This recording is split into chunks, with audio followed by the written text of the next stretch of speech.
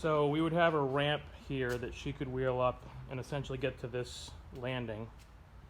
And then from the landing, she would wheel up as close to this threshold as she could. And then likely install some kind of a grab bar over here. Maybe not right there, but maybe on this stud, and maybe one on this stud on the other side. The stair lift itself is approximately 131 inches long. Right now it's on a stairway that has 11 steps. We have 12 steps. So what happens is with 12 steps, or even 11 steps for that matter, is, and essentially this unit goes along that side of the stairway. It lag bolts into the steps. Like every other step, I think, has like a bracket that bolts into the stairs. But essentially it goes down the length of the stairway.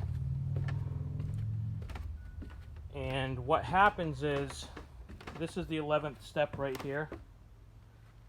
So you can see from the 11th step, if that's where the rail ends, the chair that she's sitting in is sitting on the same horizon, if you will, of that rail.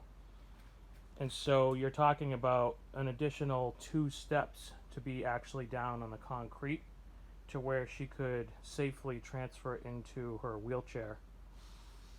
There's not much here as far as additional wall if you wanted to like build like a landing or something, but that's where I'm kind of looking for some help or guidance.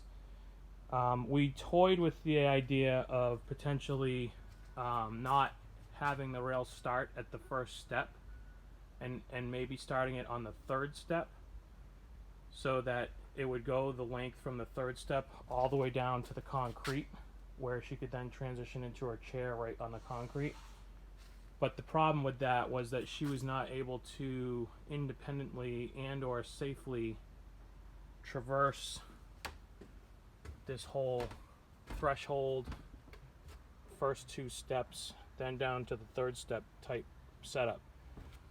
So I'm just trying to brainstorm and come up with some potential ideas of how anything in this stairway could be retrofitted